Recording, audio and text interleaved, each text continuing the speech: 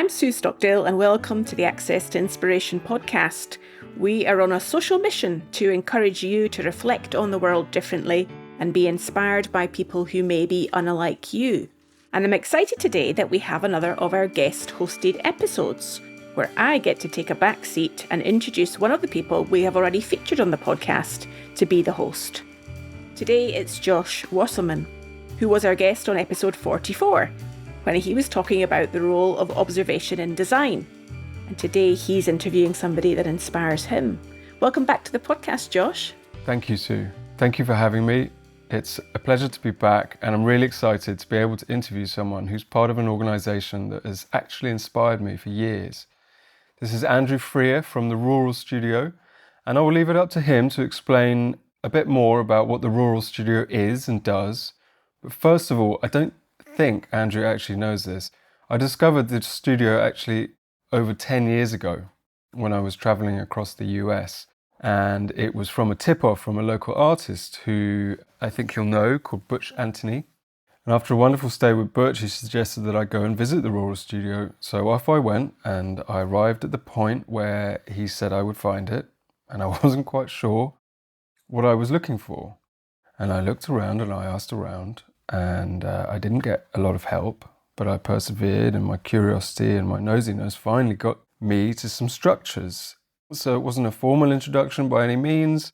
I was inspired by what I saw, and since then I've continued to be inspired by the studio's response to the community in which it was founded. And I'd like to talk to you more, to hear more about what your philosophies are, what the aim of the studio is. And so maybe to start off with, Andrew, you could introduce yourself and explain what Rural Studio is. Where is it, and what does it aim to achieve? Okay, well, thank you both. I'm honoured to be here talking to you all. I'm a Yorkshireman, born and bred for my sins, and 23 years ago was asked to participate in this programme. As you said, it's called Auburn University Rural Studio. It's a programme at Auburn University, and it's part of the School of Architecture. And it was established 30 years ago next year by a couple of professors, Samuel Mockbee and D.K. Ruth. And fundamentally, it tries to get students out of the kind of academic ivory tower and get them to engage with real people. We're here to educate architecture students and help them get a good design education.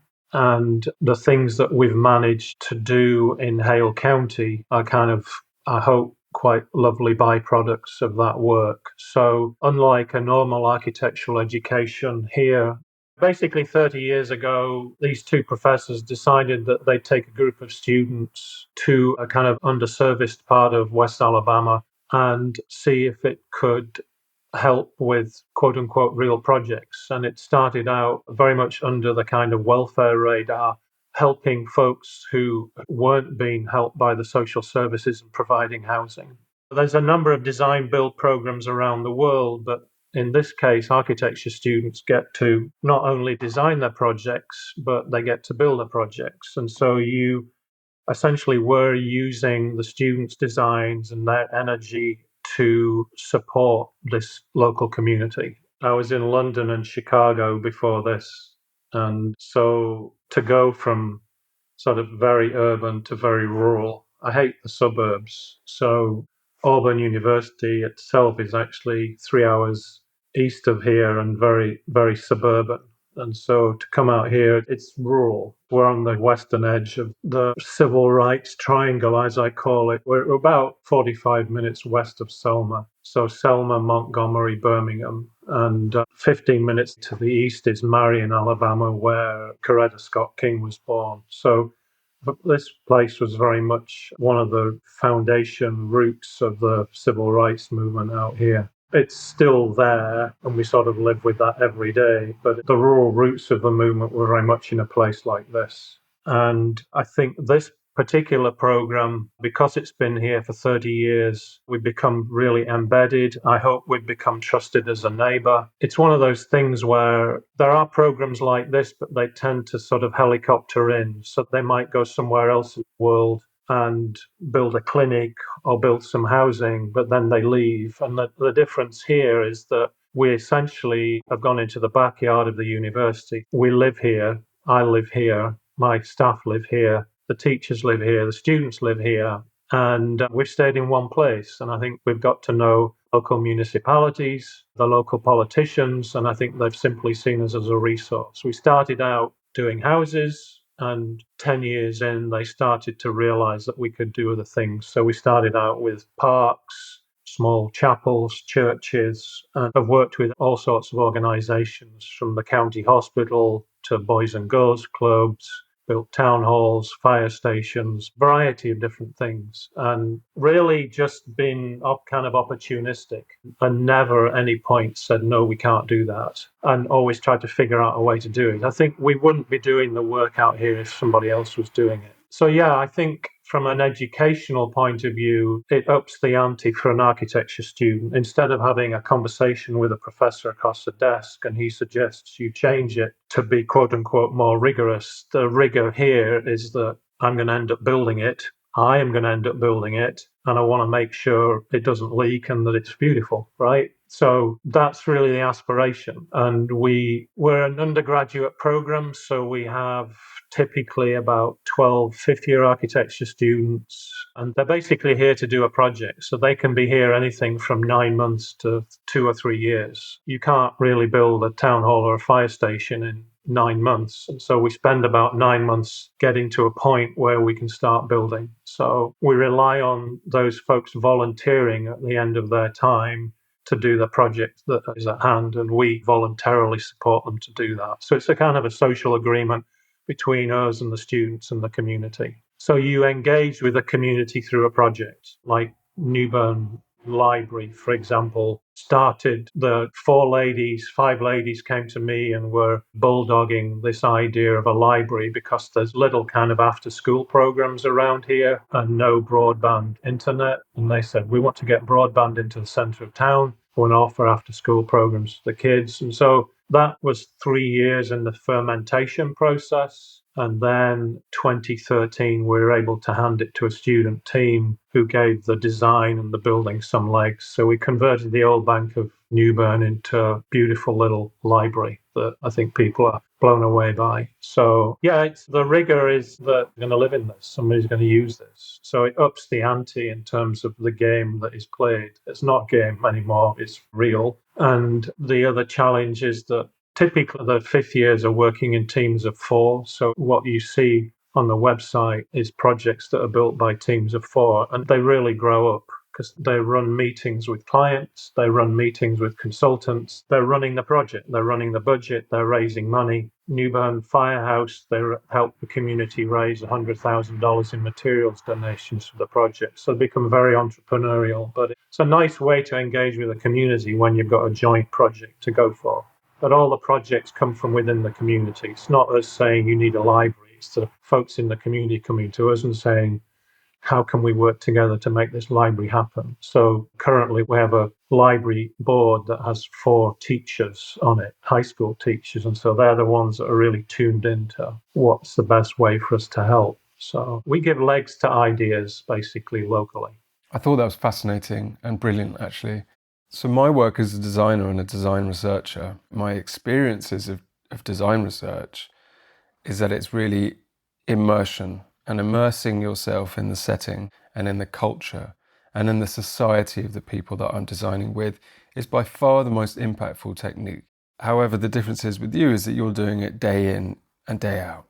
You're really never not at work, I suppose. The feedback, it's amazing. I mean, we've done over 200 projects in about a 20-mile radius. They're scattered. It's not particularly obvious, but maybe some of the designs are obvious when you see them. But the feedback loop's remarkable. Of course, if you do great, you don't hear anything about it. But if you screw up, you definitely hear about it. But from an architect's point of view, as a teacher, to have this kind of catalogue of buildings, at the beginning of every year, we go choose some and we just walk around them and the gloves come off. Because it's like you can tell where you did okay, and the building projects are only a very small part of it. Supporting the organisations financially, culturally, emotionally, that's the biggest challenge in a place like this. It's not just the initiators of the organisations or the initiators of the project, but it's sort of second and third generation that are important, because the first ones, they get worn out by starting it and instigating it, but then who takes it on after that, particularly in voluntary organisations like the Newburn Library. So we've been really lucky with the Newburn Library. They were very clever and smart. They started out with a very clear academic and reading goals and reading, teaching, bringing resources into the community. And now it's been successful enough that they're able to modify the scope of their ambition and say, we really want to be a centre of the community, be a community centre. And you can do that over time when you start to get buy-in from people as well. But it's always tricky, the transitions from groups that do well. And so it's a sine curve. It goes up and down. Sometimes it's doing great. Sometimes it's not so good. And the scarcity of resources out here is really tough. It just drives me crazy that somebody could drop the $25,000 that it costs to run this little community library just like that. And all the time, these ladies are scuttling around trying to raise grant money and this, that, and other to help the place survive. And there's enough wealth in a country like this that somebody could write that check very easily forever. And maybe they will one day. But yeah, the longevity, the sustainability of organizations is in lots of respects much more difficult than the architecture. The architecture and the building is the easy part. And we don't want to just kind of build it and they will come. You've really got to try to help make sure those organizations have got their act together and they know what they're getting themselves into. Resources is an area I definitely want to talk to you about. I hadn't considered the financial side of it. I suppose I was more thinking the material side of it, because that's something that I witnessed when I was visiting, was that there was this amazing use of perhaps would-be waste materials, and I found that absolutely fascinating. But maybe before we get into that, and this is quite a big question, I guess, but how has Rural Studio changed from its inception in 1993 to when Samuel Mockbee and DK Ruth co-founded the studio to today? Yeah, I hope it's kind of moved with the times. Right at the very beginning, it was really a place that scavenged materials, and it got well known, for good or for bad, for recycling lots of different and strange looking materials. And I think the truth of the matter is that between 6 and 10 years in, when I showed up and we started to be asked to do community projects, the truth of the matter is that at that point, if you're looking to help sustain a community organisation, you can't be building things that are built out of materials that you're not clear of what their longevity will be, right? So there's a responsibility there to make sure that you're building something that will be here a long time, but also that the locals can maintain. And that, I think, we started to learn the hard way from that. So we asked ourselves, can we bring the delight and the invention by simply using wood? We're right slap bang in the breadbasket of the timber industry of the United States. It's the most sustainable way to build locally and renewable and screws the planet up the least. And so shouldn't we be building out of wood instead of kind of strange and wacky looking things? And if you do that, people can also fix it themselves rather than building it out of something that's necessarily strange. So I think in some respects it was responsibility. It was really, in our view, more sustainable. In the late 90s, we built a house out of carpet tiles amazing house out of carpet tiles for Lucy Harris. That's remarkable. And it's these stacked carpet tiles that has incredible insulation value and really good thermally. But it's also in an area that gets lots of tornadoes come through there. And every time they come through, I'm like crossing my fingers, because if that thing gets hit, they're not going to be able to fix that themselves. And so there's some responsibility that we take. You've got to be careful of the thing that you help people with, right? We've learned the hard way through that. There was lots of invention and creativity, but the restrictions are actually better sometimes. And that's where it really asks you to be creative and inventive. So we very much moved towards wood, and I think it's really honestly just been a responsibility that we, instead of it being what can we do, it's like more today, it's what should we do. I mean, we've been here 30 years. We've got a legacy of projects. We can't be the maintenance man on all of those projects. And we want people to take ownership of a house or a home or a building and be able to fix it themselves. And there's lots of other ways to be creative instead of with strange materials. So I would argue is where the studio has gone. In about 2003, with our house projects, we were doing a single house for a single family. And the house was always about a particular family. and frankly quite idiosyncratic. And at that moment, I started to get frustrated that there wasn't a building of knowledge. And right at that time, the landscape was transitioning from shacks into trailer homes. And these trailer homes, they're financed like an automobile, and they last about as long as an automobile. So people are getting ripped off with these things. So I'm not saying they're neither better nor worse than a shack. In some respects, they're worse than a shack because at least the shack will fall into the ground and disappear. The trailer, they're built with questionable materials, their dimensions so that they can be taken down the road. So we said, could we come up with an affordable home that anyone and everybody could afford? At that time, we put the price tag of $20,000 on it because that was about $100 a month in rent or in mortgage. And we've been working on that ever since. And every year we build one or two of these houses as prototypes. And 4 years ago, we established a thing called the Front Porch Initiative, which is now actually building these houses all across the southeast. And we've got 12 different partners that are building these homes. So for me, it's incredible that we can test something here. We can give it to one of our neighbours. We can see how well it works. The next year, we can change it a little bit. And now we've got half a dozen of these models that our Front Porch Initiative is actually working with organizations from Nashville to New Orleans building these things. So for me, it's like that's kind of goosebumps that a little tin pot little organization in the middle of nowhere can actually have that kind of impact. And that was because Fannie Mae, who basically manages the mortgages for the United States, they have a kind of mortgage product for rural condition, but no prototypical housing. And we're like, okay. And it was odd for us that they would come to us that we're the only game in town that's doing rural housing. This seems outrageous. So I think we've started, because we've been in one place, it's not only the place, but it's also kind of rural issues, systemic rural issues, whether it's insecurity of food, housing. Housing's number one. We've always been a housing-based organization. We believe that good housing is a basic human right, frankly. We're working with an organization trying to figure out how to deal with wastewater, because the ground around here doesn't perk very well, so you end up with sewage sitting on the surface. Access to housing, loans. There's a myriad of really complicated issues that are out there. Air property, who owns property. I mean, it's so complicated that we've had to say, I think as the Rural Studio, needs to be a voice for the rural and say what these issues are. And I think that's because we've been here for 30 years. That's given us legitimacy from that point of view. My pitch is in some respects that the rural condition in a place like the United States has been really treated like as a colony. I mean, this is an extraction landscape. Things are taken from here and very little is given back. And that is such a short term towards this place. It's the breadbasket for the cities. So if you look at the demographic maps of the United States, the Black Belt, the Colonias, the Mississippi Delta, all extraction, little given back. And guess where all the poverty is? Right in those places. It's no accident. It's all been by design. And it's a shame that it couldn't be understood as being a little bit more symbiotic.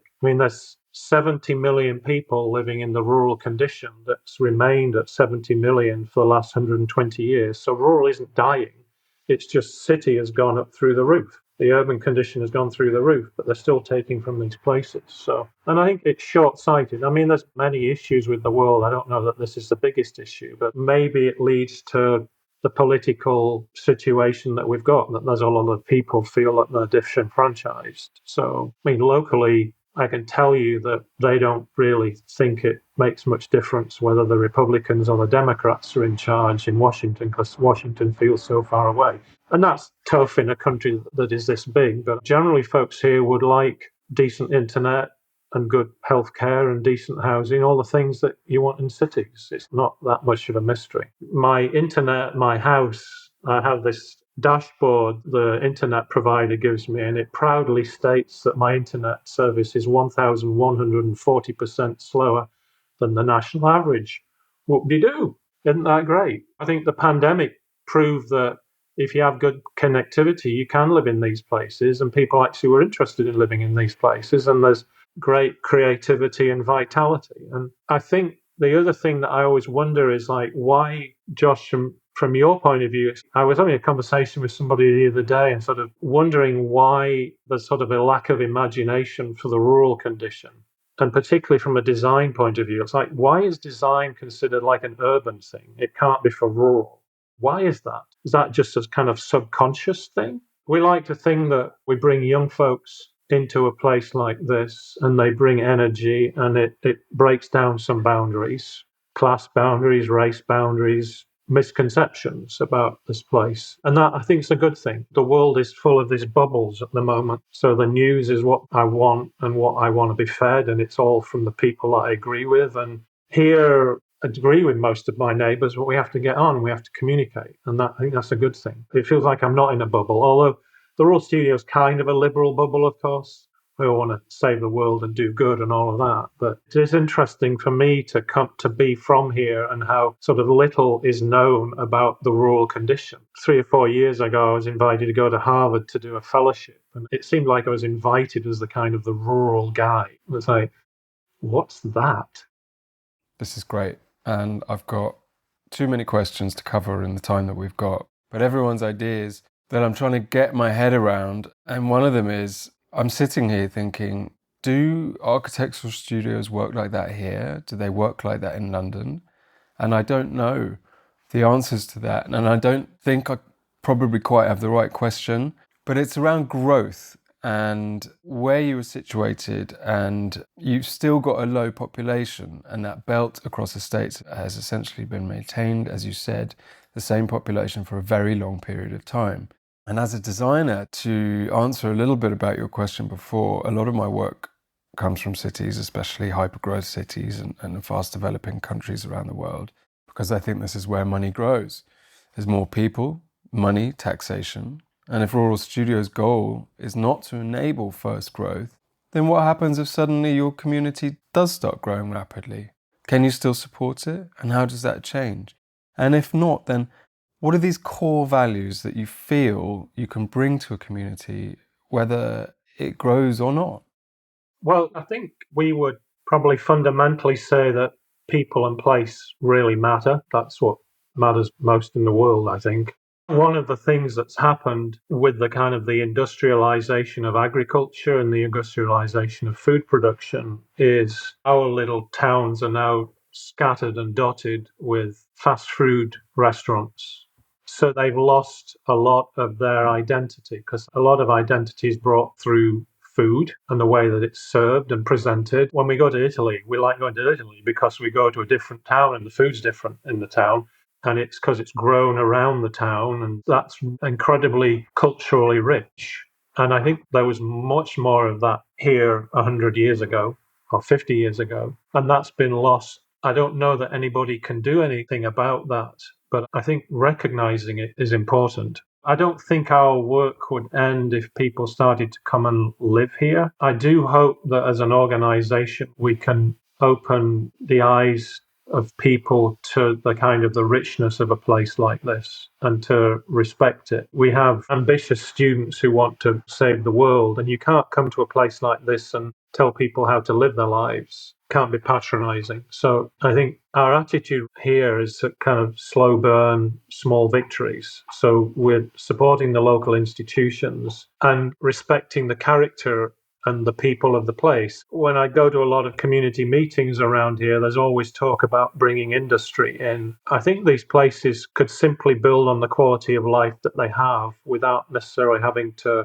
have industry come in and change the tax base. I think it's sort of recognizing what is inherently good about a particular place. We have an incredible local hospital here that is totally bucking the trend of rural hospitals. And it's nothing to do with the Rural Studio, it's nothing to do with that. It's got an administrator who cares deeply about the hospital and the services that they can provide, and has really tried to understand what role that they can have in a local community. They're the second largest employer in the county, so it's hugely important. And they've tailored their offerings, particularly in things like physical therapy, to be able to compete with institutions in Tuscaloosa or in Birmingham, where people would drive here to a place 50 miles or 90 miles away.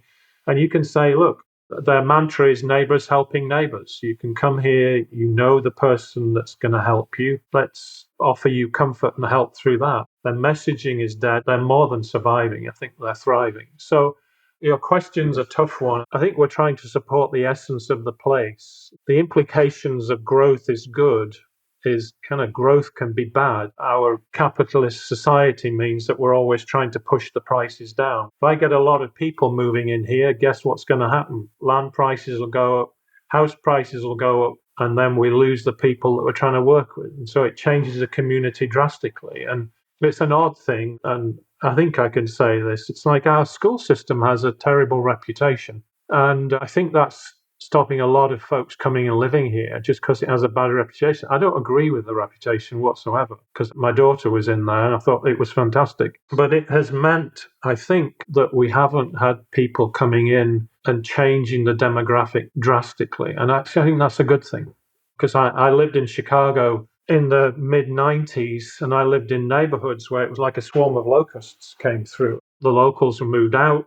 Buildings came down, changed very quickly. For me, in a place like this, what's really valuable and beautiful is a kind of collective memory that you have in local structures. We've worked really hard on this library to change it from being a much loved little physically white building that was the old town bank that everybody loved. And I think when they heard Rural Studio was going to have at it, like, oh, I don't want anything strange going on there. But we respected that, and people absolutely adore what we've made, but the sense of the original building is there. And that's really important, and that you value the institutional, the collective memory, but also the physical manifestation. The first instinct here is not to demolish something and get rid of it. And that's a big deal at any level. The problem with growth and development is I can just come in and we teach that architecture school. Nothing worse than an architecture school that's like, let's go to Mumbai and we're going to develop this area, and we're teaching students it's okay to just that and start again. Great message, right? Talk about colonial. And there's value in all of this. I think people laugh at, we have a building called the Red Barn that's our design studio. That's a rickety old barn. We've actually just been given that building and we've been designing in that building for the last 20 years. And it has an incredible presence in the downtown area. And for me, it would be a travesty to knock that thing down. So we're trying to figure out how to just make it a little bit more comfortable in summer and in winter, but that it retains, it's not from a sentimental point of view, it's from a philosophical point of view. This building is important.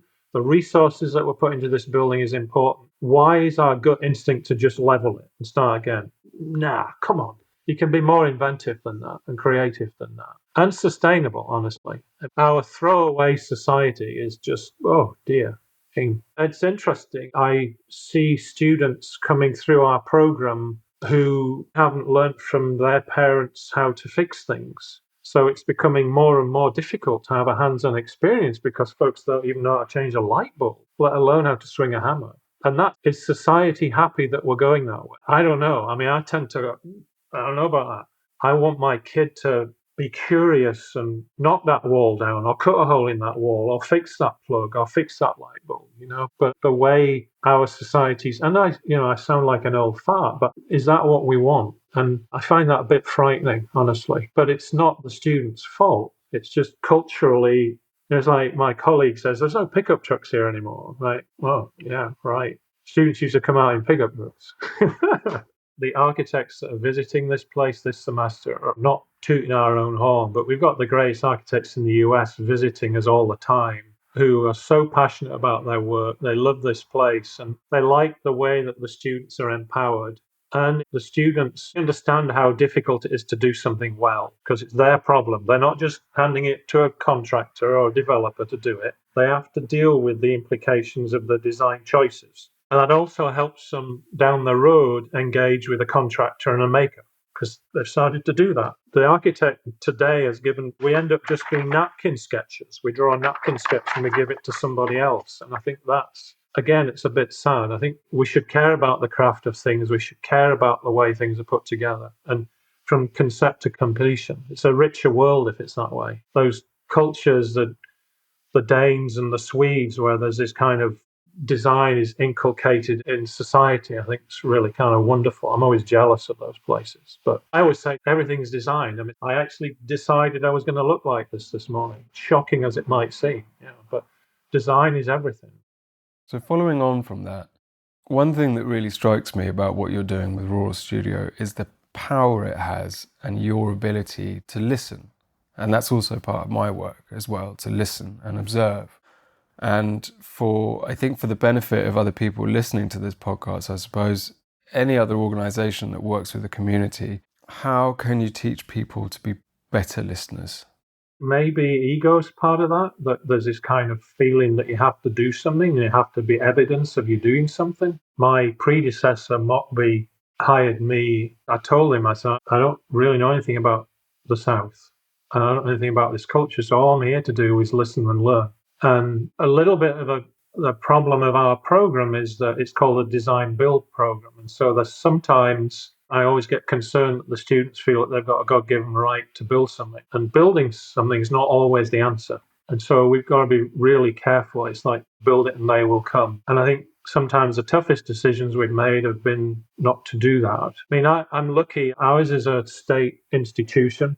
It's a land grant institution at Auburn University. It's a remarkable idea. The university has an office in every county in the state. So there's 67 counties, I believe, in the state of Alabama, and everyone has an office in it. And they're there to help the locals, and that's their job. And it's like the sad part of it a little bit is it's been undermined by the internet, but there is literally a physical presence of the university in every county. And what an idea that you can bring the kind of resources of a university to help, whether it's through health or farming or education. That as a kind of listening model, I think is superb. You embed people in a place, you have local people employed there, you can talk about real issues, you're not helicoptering folks in. I think to answer your question, often the most difficult problem's right in front of you, and you don't have to go somewhere else. Look in your own backyard and listen. And I think that's honestly all that we've done. In that respect, I think we've furthered the university mission in doing that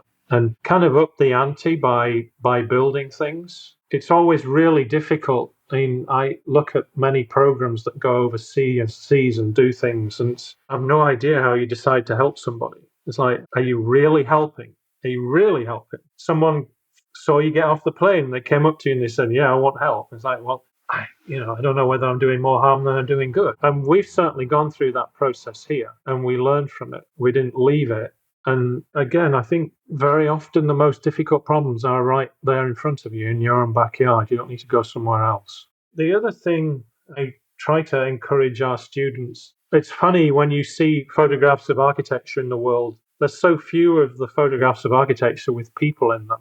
Well, there certainly used to be. I think there's much more of a fashion today that we've had a photographer, Timothy Hursley, who's this most unassuming, humble guy, has actually followed us for 30 years. And he, right from the beginning, has always photographed people in the homes. And we actually delight in the way that people live in these homes and in these community projects. We're not sort of offended if they do something that, oh my goodness. For me, it's like they've taken ownership of it.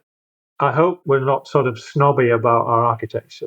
The greatest joy we have is if you own it. Paint it pink. It's great. It's all right. Don't worry about it, I think listening, you have to bury the ego somewhat. It's like you don't have to fix every problem and not understand what the problem is, but understand what the real question is. Getting to the right question. That's the deal. I think you're absolutely right. Yeah, you're absolutely right. One of my biggest hang-ups of being a designer, and certainly this is a symptom of design agencies of the past, is it felt very much like there's something to be made and there's going to be an educated white guy that's going to design it and make it and hand it over and say, this is what you need. And to a degree, I think this is one of the issues with anything that's mass produced, in that there's a lack of ongoing responsibility. I don't think Rural Studio is lacking in that. I think because you live in it, because it's part of your community, people can design and make things that cost a lot of money, going years into production. People buy them, and that's often the end of that relationship. It's very transactional. Looking at from an ecological perspective, that means things aren't designed to be used for a very long period of time. Things aren't designed to be fixed, repaired, upgraded.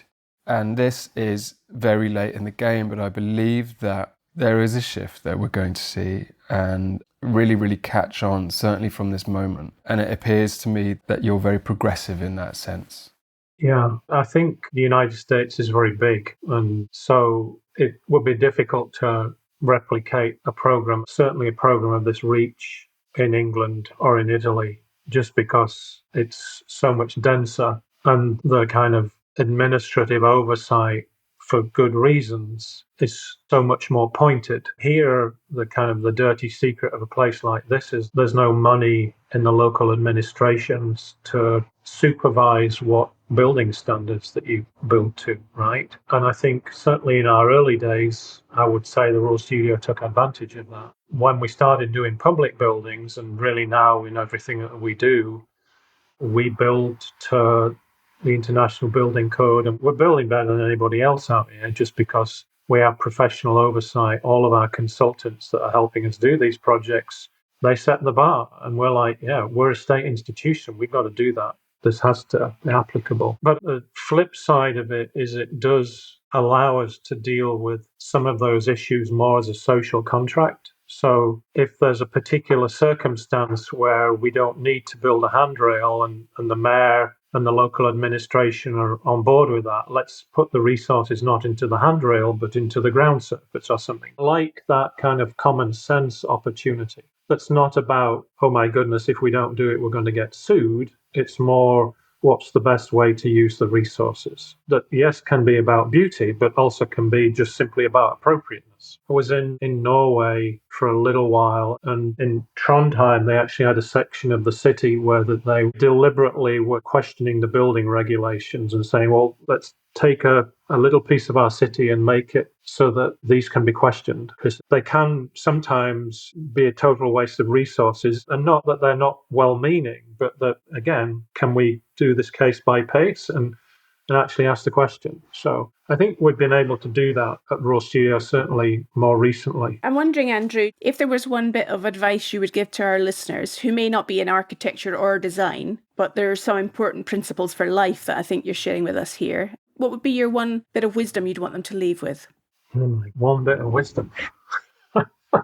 We always say to our students, come into this place with your eyes wide open. Try to check the preconceptions at the door. Because you imagine when I tell people I live in Alabama, the immediate conception of this place and its history is so ridiculously stereotypical. It's nothing to do with the way I live my life every day. And I think if you can go into most meetings every day, not holding on to your preconceptions about how it's going to go, or even in a conversation like this, because I think it's definitely helped me kind of maneuver this ship. There are things that annoy me that my neighbours might do, but I always try to think the best of them, that they're doing this for a particular reason and that their intentions are good, not that their intentions are bad. And I think check your preconceptions at the door would be a good message, whether you're visiting West Alabama or coming to England post-Brexit.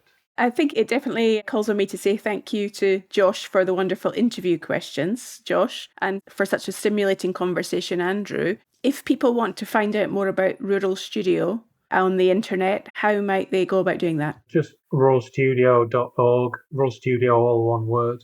We have that's in charge of communicating for us on all of those other horrible platforms. So we live in a food desert here. So we built ourselves a kitchen, and then we said, well, can we farm this land? Because we're in a place called the Black Belt, and a lot of that soil has been overcultivated and washed away. And it was called the Black Belt because of the beautiful black soil, not because there's a bunch of black folks living here. It then was cotton propagated, so it's been poisoned. But now we've built our own farm infrastructure, and every student at the Royal Studio works in the farm. We produce 7,000 pounds of vegetables every year, and we're super proud of it. And we have a farmer who's a biologist, just completely showed up by chance. And he's made it very clear that it's a soil project. This is about caring for the soil. This is not just about the stuff that's coming out of it, but care for the ground, and therefore care for the place, and look around you and understand why there's nothing growing here anymore. But make the soil, make the foundation, the project. So check out the farm, Royal Studio Farm. It's really amazing. I'm very proud of it. Sounds wonderful. Thank you, Andrew. Thank you, Josh. I'm sure you could have asked many more questions. Thank you, Sue. Yeah, I could. Pleasure to meet you both. Thank you. Thank you, Sue. Huge thank you, Andrew, and that was very inspiring. Well, that was the final guest-hosted episode for now. Next time, we are going to add in a short bonus episode where I'll be discussing these episodes with my co-founder Clive Steeper and reflecting on what we've learned from this experience and any themes that we think have emerged from these conversations. I hope you can join us then.